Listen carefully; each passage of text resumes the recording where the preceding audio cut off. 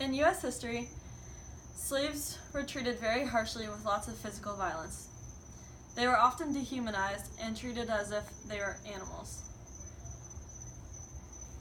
A slave named Cameron Schultz was ripped away from his mother's grasp at birth, and he was sold to another slave owner and shipped away from his mom. Because of this, he never knew his siblings or his father. Cameron was never very religious, but he was actually afraid of Christians because his slave owner, named John Thomas, used Christianity to justify harsh acts of violence against slaves. At first, when he found out that John Thomas was converting to Christianity, he thought it was going to be a good thing because he may become more compassionate with the way he treated slaves. It actually turned out to be his worst nightmare. Although Cameron was a slave, he had many accomplishments during his life.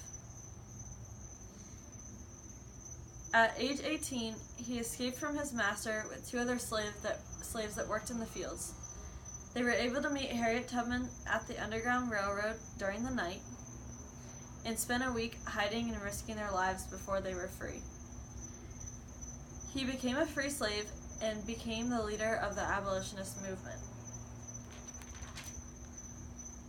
A day in the life of Cameron Schultz was waking up at 5 a.m. to his master blowing a horn right outside his window. At 5:10 he would eat breakfast, but for only 5 minutes, and it was called mush, comparable to pig food. The slaves weren't given any real eating utensils, so they would often use their hands or even a shell that they would find on the ground. At 5:15 they began picking cotton in the field, but it was almost impossible to see.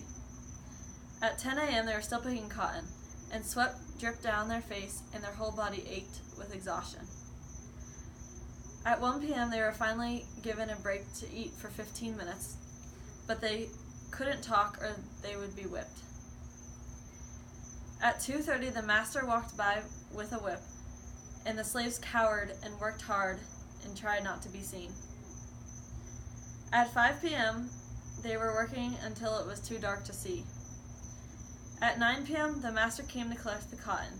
They were required to pick 200 pounds worth, and if they didn't reach that requirement, they were in danger of being killed. At 11 p.m., the slaves kept their heads down and tried not to catch their master's attention as he walked by with his drunk friends. At 12 a.m., they prepared for bed and feared what the next day would bring them. A moment that Cameron will never forget during his life is when his slave owner was whipping him, and an older slave offered to take his place because he was one of the youngest slaves working at the field. For some reason, the slave owner agreed and started whipping the older slave. And the older slave ended up saving Cameron's life.